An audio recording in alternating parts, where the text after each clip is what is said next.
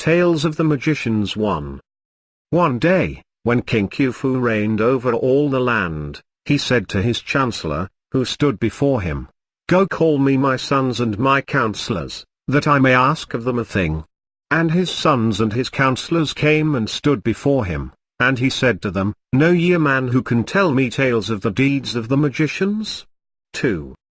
Then the royal son Khafra stood forth and said, "I will tell thy majesty a tale of the days of thy forefather Nebka, the blessed, of what came to pass when he went into the temple of Da of Ankhtawi.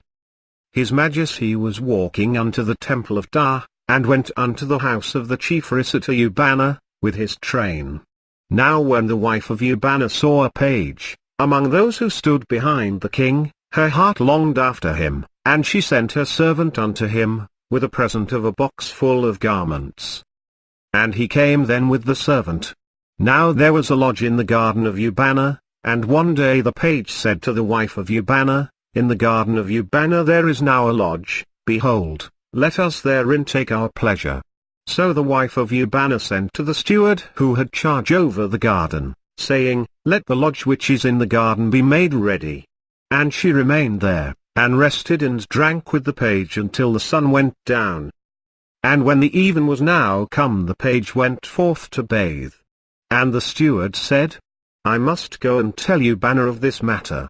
Now when this day was past, and another. Most of this translation is taken by permission from Professor Flinders Petrie's Egyptian Tales.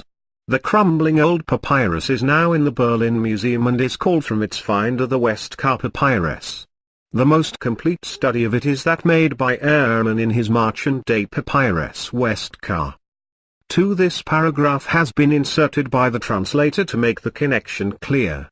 The original opening has been lost and the papyrus begins with a few words which form the close of a similar tale of magic. The god of the metal workers, the master designer of all things made on earth, fashioning the egg of the world on a potter's wheel. Day came, then went the steward to Ubana, and told him of all these things. Then said Ubana, "Bring me my casket of ebony and electrum."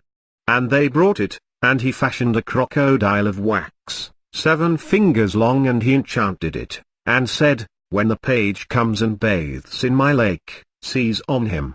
And he gave it to the steward, and said to him, "When the page shall go down into the lake to bathe, as he is daily wont to do, then throw in this crocodile behind him." And the steward went forth bearing the crocodile. And the wife of Ubana sent to the steward who had charge over the garden, saying, "Let the lodge which is in the garden be made ready, for I come to tarry there." And the lodge was prepared with all good things, and she came and made merry therein with the page. And when the even was now come, the page went forth to bathe as he was wont to do. And the steward cast in the wax crocodile after him into the water, and, behold, it became a great crocodile 7 cubits in length, and it seized on the page. And Ubana abode yet 7 days with the king of Upper and Lower Egypt, Nebka, the blessed, while the page was stifled in the crocodile.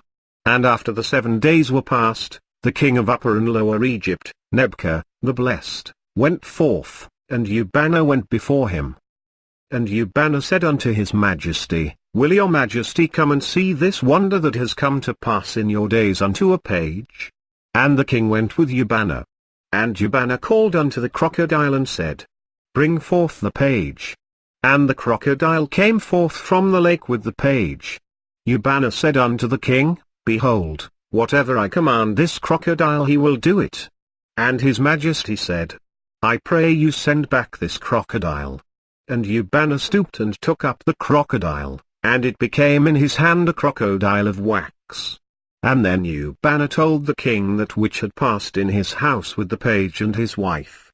And his majesty said unto the crocodile, "Take to thee thy prey." And the crocodile plunged into the lake with his prey, and no man knew whither he went. And his majesty the king of Upper and Lower Egypt, Nebka, the blessed, commanded, and they brought forth the wife of Ubana to the north side of the harem, and burnt her with fire, and cast her ashes in the river.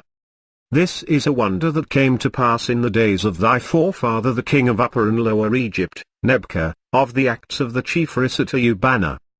His Majesty the king of Upper and Lower Egypt, Khufu, then said, Let there be presented to the king Nebka, the blessed, 1,000 loaves, 100 draughts of beer, an ox, 2 jars of incense, and let there be presented a loaf, a jar of beer, a jar of incense, and a piece of meat to the chief reciter Ubanna, for I have seen the token of his learning. And they did all things as his Majesty commanded.